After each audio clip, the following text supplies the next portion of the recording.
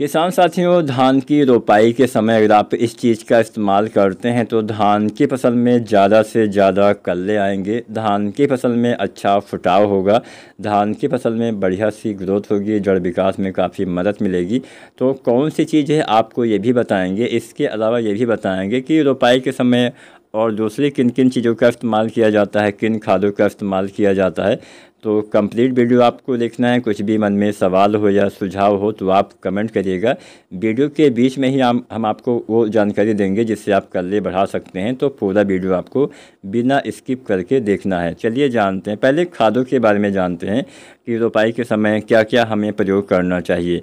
रोपाई के समय अगर आप डीएपी खाद डालते हैं तो 30 से 40 किलो आप डालिए। कोई वैरायटी मान लीजिए बहुत देर से तैयार होती है तो 45 किलो भी डाल सकते हैं, लेकिन औसतन 30-40 किलो मात्रा पर्याप्त रहती है। जल्दी तैयार होने वाली वैरायटी में 30 किलो, मध्यम औसत की वैरायटी में 35 और देर से तैयार होने वाली वैरायटी में 40। बहुत देर से तैयार होती है तो 45 किलो आप पोटास डालिए, डीएपी खाद का इस्तेमाल करिए। रोपाई के समय, रोपाई से पहले अंतिम जुताई के समय, यानी जब आप अंतिम बार खेत की तैयारी करते हैं ठीक उसी समय डीएपी डालना होता है, लगभग 30 से 40 किलो के आसपास तक।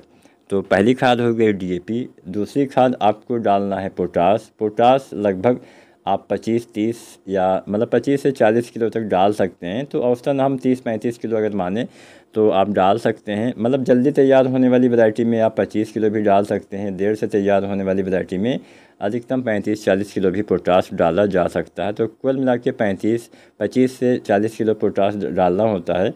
और एमओपी पोटास 60% वाले की मात्रा हम बता रहे हैं। तो इसका इस्तेमाल आप रोपाई के समय चाहे तो पूरी मात्रा डाल सकते हैं।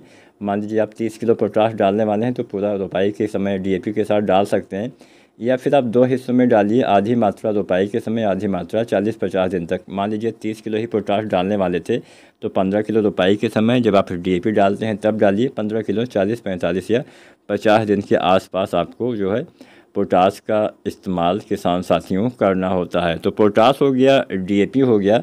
अब बात करते हैं यूरिया। यूरिया रोपाई के समय अगर आप डीएपी डालते हैं तो आप चाहें तो डाल सकते हैं, लेकिन मेरा मानना है कि रोपाई के समय ना डालिए। रोपाई के 1 सप्ताह के आसपास डालिए। 1 सप्ताह से 10 दिन तक आप पहली बार यूरिया तब डालिए जब आप डीएपी का इस्तेमाल करते हैं, क्योंकि डीएपी में भी नाइट्रोजन 18% की मात्रा में पाया जाता है। 18% नाइट्रोजन, 46% फास्फोरस इसमें उपलब्ध होता है। तो आपकी पूर्ति जो है शुरुआत वाली इससे हो जाएगी। दोबारा से 1 सप्ताह के आसपास फिर से यूरिया 15-20 किलो आपको इस्तेमाल करना है, क्योंकि डीएपी डालते हैं तो 15-20 किलो रहेगा। अगर आप सिंगल सुपर फास्फेट डालते हैं तो ये मात्रा लगभग आपकी 30 से 40 किलो हो जाएगी। लेकिन सिंगल सुपर फास्फेट में नाइट्रोजन नहीं होता है तो रोपाई के समय आपको यूरिया देना पड़ेगा। अब बात करते हैं किसान साथियों कि हम ऐसी कौन सी चीज़ आपको बताने वाले थे जो आप रोपाई के समय या कुछ दिन के बाद भी डालते हैं तो अच्छा फ़ायदा मिलता है। तो वो चीज़ थी ह्यूमिक एसिड।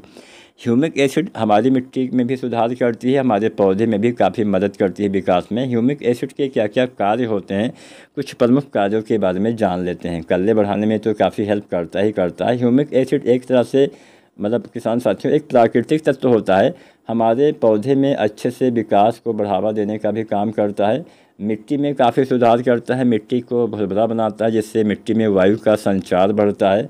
इसके अलावा किसान साथियों ये जो है मिट्टी में जो कुछ अघुलनशील तत्व होते हैं उनको फिर से घुलनशील करता है। अघुलनशील का मतलब आपने पहले कभी कोई खाद डाली हुई थी और ज़्यादा पीएच हो गया, फिर कोई गलती हो गई तो वो अघुलनशील हो गई। मिट्टी में तो है लेकिन पौधे ले नहीं पा रहे भोजन के रूप में, तो इन खादों को दोबारा से पौधे के लिए उपलब्ध करवाता है। खासकर माइक्रोन्यूट्रिएंट्स बहुत जल्दी अघुलनशील हो जाते हैं, जिसमें जिंक हो गया और सल्फ़र हो गया, ये तमाम चीज़ें बहुत जल्दी अघुलनशील हो जाती हैं।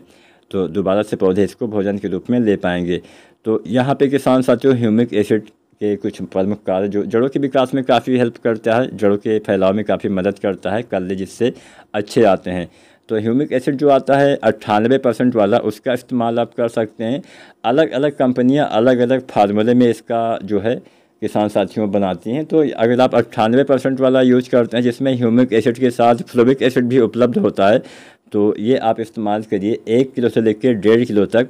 इसका इस्तेमाल रोपाई के समय से लेके और 25 से 30 दिन तक अगर आप इस्तेमाल करते हैं तो काफ़ी हेल्प मिलता है।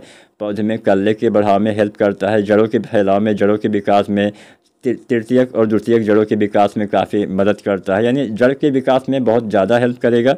जिससे जब जड़ों का विकास अच्छे से होगा तो पौधा ज़्यादा भोजन बना पाएगा, जिससे पौधे में कल्ले का फुटाव भी अच्छे से होगा।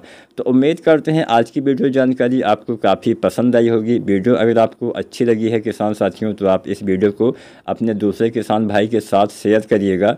और चैनल को सब्सक्राइब नहीं किया है तो आप इंडियन एग्री हेल्प चैनल को सब्सक्राइब करिए। अगर आप चाहते हैं कि हम आपकी किसी पसंदीदा जो है टॉपिक के ऊपर, विषय के ऊपर वीडियो बनाएं, तो उसके बारे में भी आप जानकारी नीचे कमेंट के माध्यम से साझा कर सकते हैं। वीडियो देखने के लिए आपका बहुत बहुत धन्यवाद।